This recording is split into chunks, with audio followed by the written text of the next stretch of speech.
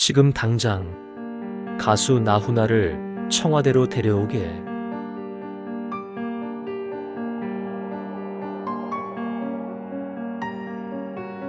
안녕하세요. 올해 85, 전직 중앙정보부 요원입니다. 사람들은 우리를 남산 끈아풀이라 불렀지요. 제 손을 거쳐간 비밀이 수만 가지지만 오늘 제가 하려는 이야기는 그 중에서도 가장 뜨거웠던 기록입니다. 차가운 시멘트와 붉은 피가 뒤섞여 아우성치던 그곳에서 한 국가의 운명을 바꾼 비밀스러운 하룻밤이 있었습니다. 이것은 국가 기밀이란 꼬리표 뒤에 숨겨졌던 각정이 나훈아 두 사내의 이야기입니다. 이제는 손도 떨리고 기억도 희미해져 갑니다. 더 늙어 이 기억마저 먼지처럼 부서지기 전에 이야기를 세상에 알려야만 합니다. 때는 1974년 바로 그 댐 공사 현장입니다. 1974년 대한민국은 조국 근대화의 열망으로 뜨거웠습니다. 댐 건설은 그 거대한 열망의 상징이자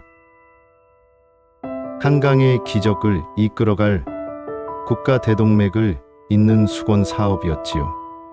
하지만 신의 시기였을까요? 연이은 공사 지연과 잦은 사고로 현장은 지쳐갔고, 그러던 어느 날 결국 끔찍한 일이 터지고야 말았습니다.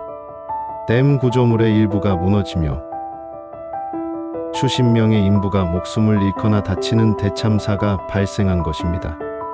공사 현장은 순식간에 절망의 구렁텅이로 빠져들었습니다.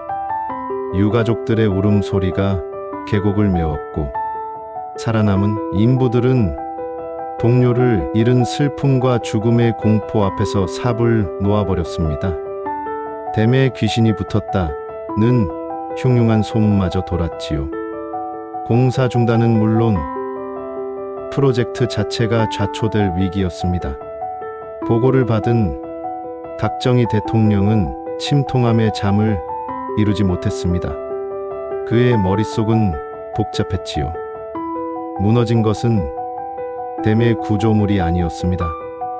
조국 근대화를 향해 달려가던 국민들의 마음, 그 단단했던 의지가 무너져 내리고 있었던 겁니다. 군대를 동원해 강압적으로 공사를 재개할 수도 있었겠지만 그는 그것이 근본적인 해결책이 아님을 알았습니다. 사람의 마음을 다시 일으켜 세워야 했습니다. 며칠을 고뇌하던 그는 새벽녘 수행 비서에게 아무도 예상치 못한 지시를 내립니다. 지금 당장 가수 나훈아를 청와대로 데려오게. 그때 그 시절 나훈아라는 이름 석자는 대한민국 그 자체였습니다. 하늘을 찌를 듯한 인기, 그의 노래는 전 국민의 애창곡이었고 그의 몸짓 하나하나는 연일 화제가 되었지요. 특히 그는 한국 가수 최초로 일본에서의 대규모 공연을 앞두고 있었습니다. 훗날 엔카의 전설이 될 수도 있었던 그의 가수 인생의 사활이 걸린 꿈의 무대였습니다. 청와대의 호출을 받고 온 나훈아에게 박 대통령은 댐의 참혹한 현실이 담긴 사진들을 보여주며 절망에 빠진 인부들을 위해 특별 위문 공연을 해줄 것을 간곡히 요청했습니다. 나훈아의 얼굴이 굳어졌습니다. 공연 날짜는 공교롭게도 그의 일본 첫 공연과 정확히 겹쳤습니다. 이미 일본 측과는 모든 계약이 끝난 상태. 만약 이 공연을 취소한다면 천문학적인 위약금은 물론이고 약속을 어긴 가수라는 낙인이 찍혀 다시는 일본 땅을 밟지 못할 것이 자명했습니다. 수년간 공들여온 그의 모든 노력이 물거품이 되는 순간이었습니다. 소속사 대표가 애원했지요. 대통령 각하 부디 날짜를. 하지만 박 대통령은 고개를 저었습니다. 하루가 급하네. 저들의 마음이 완전히 돌아서기 전에 지금 당장이어야만 하네. 모두가 숨을 죽이고 나훈아의 입만 쳐다보았습니다. 그의 선택에 그의 가수 인생 전부가 달려 있었습니다. 잠시 눈을 감고 있던 나훈아가 마침내 입을 열었습니다. 그의 목소리에는 조금의 떨림도 없었습니다. 가겠습니다. 소속사 대표의 얼굴은 사색이 되었지만 나훈아는 단호했습니다. 일본 무대도 중요하지만 지금 저보다 더 피눈물을 흘리는 분들이 저기 계시지 않습니까? 내 노래가 무너진 사람들의 마음을 다시 세우는데 벽돌 한 장이라도 보탤 수 있다면 세상 끝이라도 가겠습니다. 위약금은 제가 평생 노래를 불러서라도 갚겠습니다. 국가의 위기 앞에서 한 개인의 이익과 영광은 먼지 같은 것이었습니다.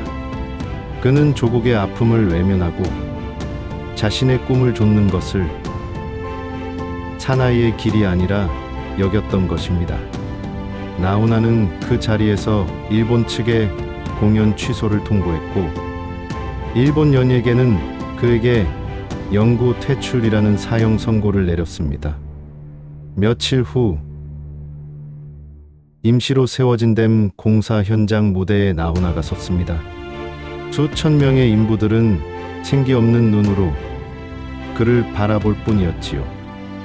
공연은 시작되었고 나훈아는 자신의 모든 것을 쏟아부어 노래했습니다. 그의 목소리는 절망으로 가득 찬 계곡을 가르고 상처 입은 인부들의 가슴을 하나하나 파고들었습니다.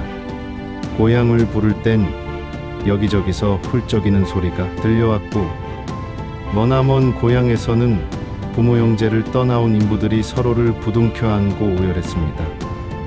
그리고 공연의 마지막, 나훈아는 예정에 없던 아리랑을 선창했습니다. 처음에는 몇몇이 따라 부르다 이내 수천 명의 목소리가 하나가 되어 댐을 뒤흔들었습니다. 그것은 더 이상 노래가 아니었습니다. 다시 일어서겠다는 그들의 함성이었고 결코 꺾이지 않겠다는 다짐이었습니다. 공연은 대성공이었습니다. 인부들의 사기는 하늘을 찔렀고 공사는 놀라운 속도로 재개되었지요. 훗날 각정희 대통령은 나훈아를 조용히 청와대로 불렀습니다. 무엇이든 원하는 것을 말해보라며 큰 혜택을 주고자 했습니다. 하지만 나훈아는 정중히 고개를 저었습니다. 각하, 저는 가수로서 제 할 일을 했을 뿐입니다. 다만 제게 주실 혜택이 있다면 오늘 제가 받은 출연료에 보태어 이번 사고로 돌아가신 분들의 유가족과 부상당한 분들께 전해주십시오. 그는 그날 받은 거액의 출연료 전액을 봉투 그대로 현장 소장에게 건네고 조용히 떠났습니다.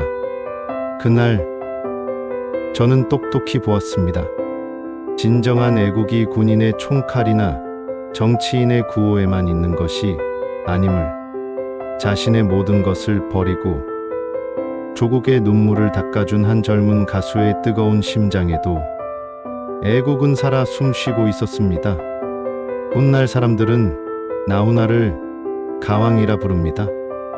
하지만 저에게 그는 시멘트 먼지 속에서 절망을 희망으로 바꾼 진정한 영웅으로 기억됩니다.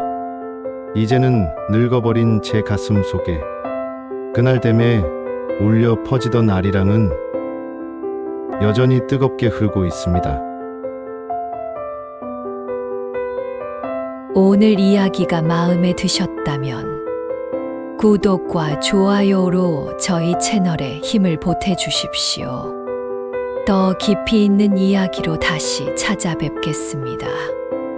감사합니다.